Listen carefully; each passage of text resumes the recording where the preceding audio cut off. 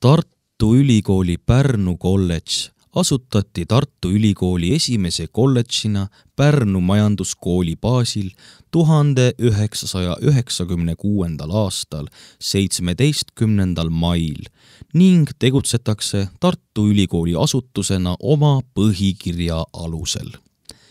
Kolledži uus maja aadressil Ringi 35 valmis 1999. aastal arhitektideks Tanel Tuhal ja Ra Luhse. Kolledžis õpib ligikaudu 800 üliõpilast ning töötab üle 60 töötaja. Õppetöö toimub nii päevases kui ka kaugõppe vormis. Lisaks kvalifitseeritud kolledži õppejõududele õpetavad siin külalisõppejõududena oma ala tunnustatud spetsialistid Tartu Ülikoolist ja ka teistest ülikoolidest.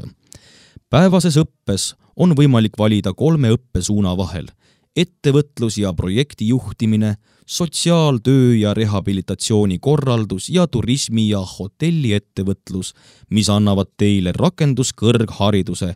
Teatavasti on see kõrghariduse esimese astme õppe, mille kestel üliõpilane omandab kindlal kutsealal töötamiseks või magistriõppes edasiõppimiseks vajalikud pädevused.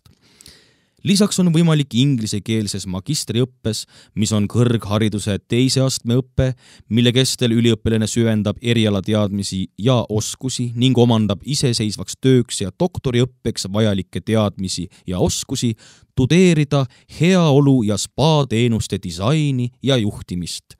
Kaugõppes ehk avatud ülikoolis on võimalik samuti õppida nii ettevõtlust ja projekti juhtimist, sotsiaaltöö ja rehabilitatsiooni korraldust ning turismi ja hotelliettevõtlust rakenduskõrghariduslikul baasil, mis on kõrghariduse esimese astme õppe, mille kestel üliõpilane süvendab oma üldhariduslikke teadmisi, omandab eriala alusteadmisi ja oskusi ning magistriõppeks ja töö alustamiseks vajalikke teadmisi ja oskusi. Magistriõppes on võimalik ennast täiendada teenuste disainis ja juhtimises.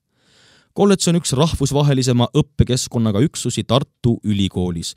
Rahvusvaheline õppekava on toonud Pärnusse arvukalt välistudengeid. Pärnu kolledž soosib üliõpilaste rahvusvahelise haarde suurenemist ja konkurentsivõime kasvu läbi mitmekülgsete praktikavõimaluste.